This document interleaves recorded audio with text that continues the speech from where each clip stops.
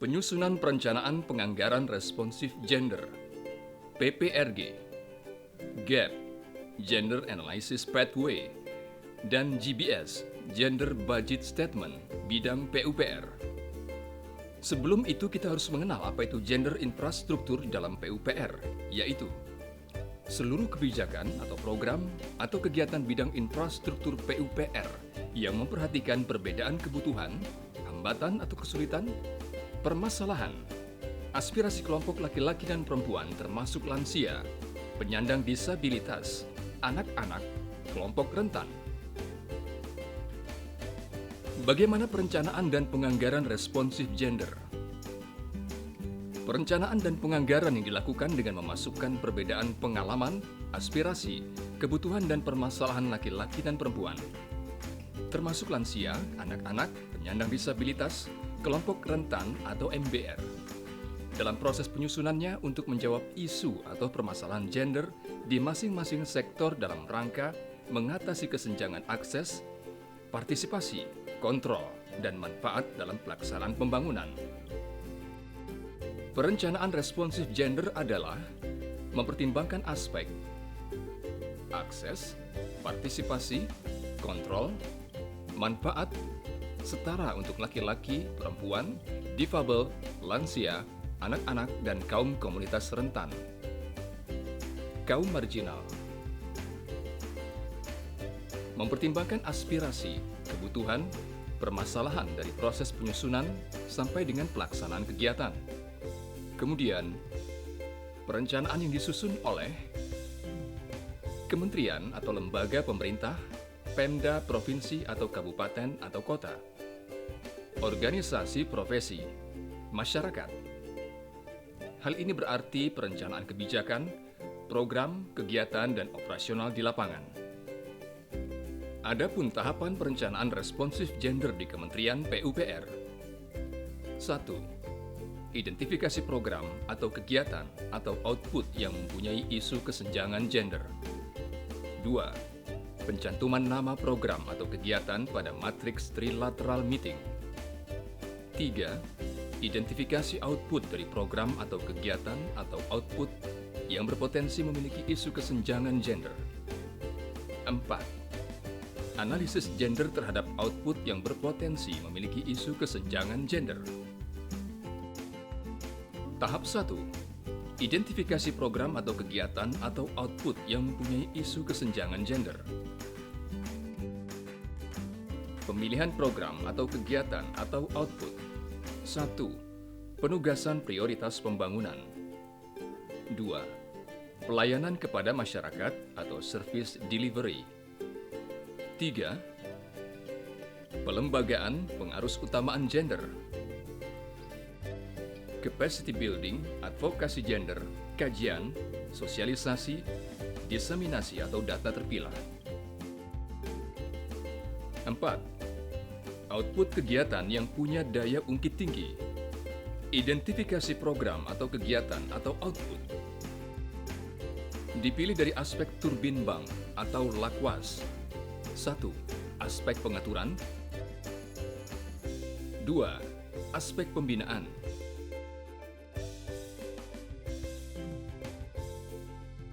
3. Aspek pembangunan atau pelaksanaan. 4. Aspek pengawasan.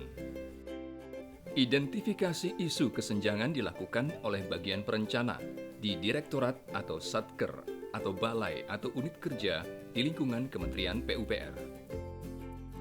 Aspek pengaturan, produk-produk. Kebijakan antara lain undang-undang, PP, permen, surat edaran menteri, surat edaran dirjen, perda surat edaran bupati atau wali kota, kepala dinas, dan sebagainya. Contoh, Undang-Undang Bangunan Gedung, Permen Nomor 30 Tahun Anggaran 2014, Permen Nomor 14 Tahun Anggaran 2017, Pedoman Persyaratan Kemudahan Bangunan Gedung, Perda Bangunan Gedung. Produk NSPK, Norma Standar, Pedoman, Kriteria atau Manual. Contoh, Pedoman tentang Pamsimas, Sanimas, Pedoman Bangunan Gedung dan Lingkungan Pedoman Pemberdayaan Masyarakat, pedoman atau Juklak, PHBS, CTBS. Aspek pembinaan, sosialisasi, workshop, pelatihan, FGD, diseminasi advokasi. Contoh, sosialisasi gender, pengarusutamaan gender, PPRG, FGD program-program pemberdayaan masyarakat, advokasi kepada masyarakat tentang kegiatan yang responsif gender, advokasi tentang PHBS, sosialisasi tentang HIV/AIDS, pameran publikasi tentang kegiatan tentang gender, kegiatan responsif gender, pelatihan atau pendampingan PPRG, perencanaan penganggaran responsif gender, pelaksanaan jambore sanitasi, pembentukan Pokjas, Focal Point, penyusunan data terpilah, publikasi gender melalui media cetak, media elektronik, website gender. Aspek pembangunan atau pelaksanaan, survei, desain, pelaksanaan AMDAL, LARAP, UKL, UPL, ANDALI, pelaksanaan pembebasan lahan, pelaksanaan kegiatan pemberdayaan masyarakat dari tahap urun rembuk, pemetaan lokasi, persiapan perencanaan, pelaksanaan, pembentukan BKM atau LKM atau KSM atau OMS, pasca konstruksi atau kegiatan OP. Contoh, kegiatan PAMSIMAS, SANIMAS, Kotaku, rumah swadaya, ruang publik, prasarana, dan sarana umum, kelengkapan bangunan gedung. Aspek pengawasan atau monitoring dan evaluasi. Contoh, penyusunan kajian, panduan, Juklaf Monif Program atau kegiatan responsif gender, pelaksanaan kegiatan Monif Program atau kegiatan responsif gender, kegiatan audit gender. Tahap kedua, pencantuman nama program atau kegiatan pada matriks trilateral meeting. Nama-nama program atau kegiatan yang teridentifikasi berpotensi memiliki isu kesenjangan gender dicantumkan pada matriks sebagai salah satu materi pada pertemuan tiga pihak atau trilateral meeting, yaitu antara Bappenas, Kementerian Keuangan, kementerian atau lembaga terkait. Tahap ketiga, identifikasi output dari program atau kegiatan atau output yang berpotensi memiliki isu kesenjangan gender. Tahap keempat, analisis gender terhadap output yang berpotensi memiliki isu kesenjangan gender. Bagaimana menganalisis gender? Identifikasi isu kesenjangan gender dari program atau kegiatan atau output. Aspek, akses, partisipasi, kontrol, dan manfaat dari pelaku pembangunan, penerima manfaat hasil pembangunan, laki-laki, perempuan, difabel, lansia, anak-anak, komunitas rentan. Kemudian, menyusun rencana aksi untuk 1. Memperkecil atau 2. Menghilangkan isu kesenjangan. Berikut model-model analisis gender. Namun yang kita pilih adalah model GAP, Gender Analysis Pathway, karena lebih mudah diaplikasikan dalam GBS. Ada 9 langkah untuk menyusun GAP, Gender Analysis Pathway. Langkah pertama, memilih kebijakan atau program atau kegiatan atau output yang hendak dianalisis, baik kegiatan pembangunan yang sudah ada maupun yang sedang dibuat atau disusun. Langkah analisis ini kita memastikan pada tingkat apa yang dianalisis. Apakah tingkat kebijakan, program, kegiatan, output. Identifikasi dan menuliskan kebijakan, program, kegiatan, output, indikator output, dan tujuan yang dipilih, yang diidentifikasi mempunyai isu kesenjangan gender. Langkah kedua, menyajikan data pembuka wawasan atau data terpilah, kuantitatif dan kualitatif. Sajikan data pembuka wawasan berupa data terpilah menurut jenis kelamin untuk melihat apakah ada kesenjangan gender. Data pembuka wawasan bisa berupa data statistik yang bersifat kuantitatif atau kualitatif. Misalnya hasil survei, hasil FGD, review pustaka, hasil kajian, hasil intervensi kebijakan, program, kegiatan, output yang sedang diidentifikasi atau yang sedang atau sudah dilakukan. Langkah ketiga, menemukanali isu kesenjangan gender dengan analisis gender melalui 4 faktor: akses, partisipasi, kontrol, dan manfaat. Akses, adil atau setara bagi laki-laki, perempuan dalam mendapatkan peluang info. Dalam penyelenggaraan infrastruktur pekerjaan umum dan perumahan rakyat. Partisipasi, adil atau setara bagi laki-laki dan perempuan yang berkapasitas untuk berperan dalam penyelenggaraan infrastruktur pekerjaan umum dan perumahan rakyat. Kontrol, adil atau setara bagi laki-laki dan perempuan dalam menjalankan fungsi kontrol dalam penyelenggaraan infrastruktur pekerjaan umum dan perumahan rakyat. Manfaat, adil atau setara bagi laki-laki dan perempuan dalam memanfaatkan hasil-hasil pembangunan. Langkah keempat, menemukanali faktor penyebab isu kesenjangan internal lembaga atau budaya organisasi. Misalnya, terkait dengan produk hukum, kebijakan, pemahaman gender yang masih terbatas atau kurang di antara pengambil keputusan, para perencana, dan juga political will dari pembuat kebijakan.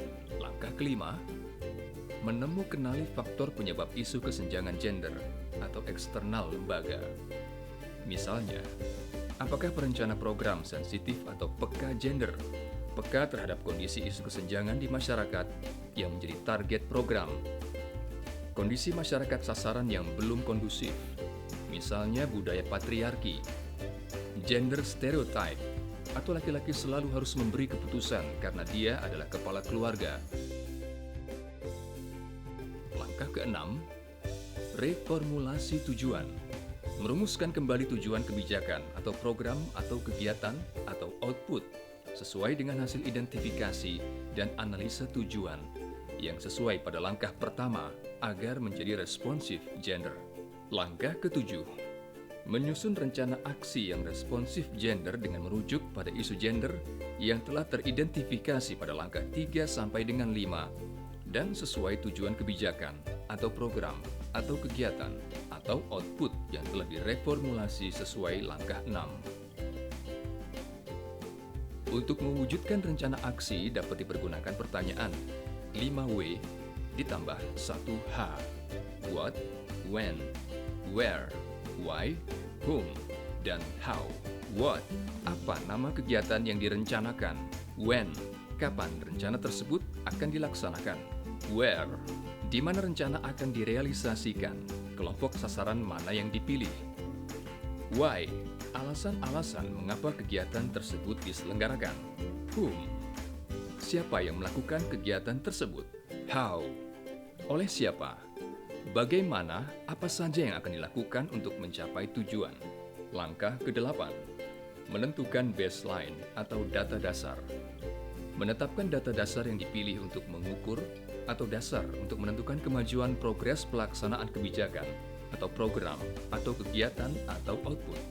Data dasar diambil dari data pembuka wawasan seperti yang telah diungkapkan pada langkah 2. Langkah ke-9, menentukan indikator gender indikator, dampak atau hasil output atau outcome kegiatan.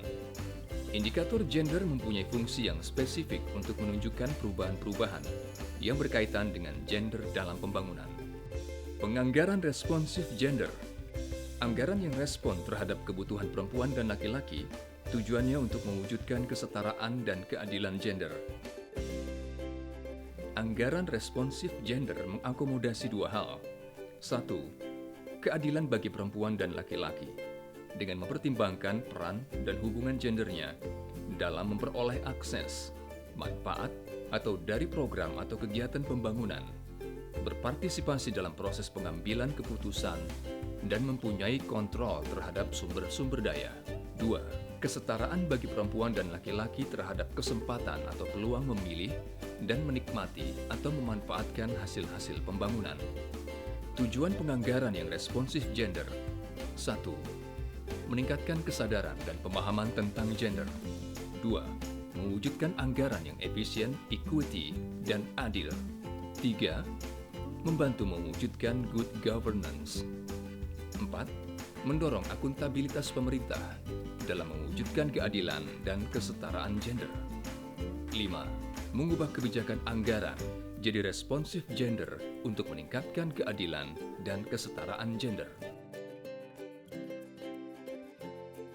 Gender Budget Statement atau GBS sesuai dengan PMK 119/2009, PMK 104/2010, PMK 93/2011, PMK 112/2012, PMK 94/2013, dan yang berlaku. Apa itu Gender Budget Statement atau GBS? GBS adalah dokumen akuntabilitas spesifik gender dari pemerintah. Dokumen resmi proses penganggaran, memperlihatkan perhatian dan komitmen kementerian atau lembaga untuk melakukan langkah-langkah kesetaraan dan keadilan gender, menunjukkan kementerian atau lembaga telah mengalokasikan dana pencapaian kesetaraan dan keadilan gender. GBS menyatu dalam satu dokumen RKAKL dengan program atau kegiatan lainnya. Pengertian GBS berdasarkan PMK 94/PMK 02/2017 dan yang berlaku. Dokumen yang memberikan informasi, rencana kegiatan telah responsif terhadap isu atau kesenjangan gender, telah dialokasikan dana pada kegiatan yang bersangkutan untuk menangani permasalahan gender. Penyusunan alokasi GBS telah melalui analisis gender dengan menggunakan GAP, Gender Analysis Pathway. Transformasi GAP ke GBS.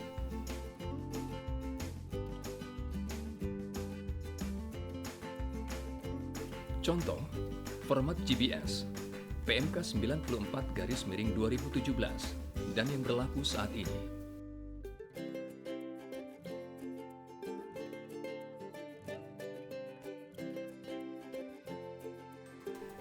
Penjelasan secara rinci dapat Anda peroleh di buku Panduan Perencanaan dan Penganggaran Responsif Gender Kementerian Pekerjaan Umum Perumahan Rakyat dan dapat diunduh di website.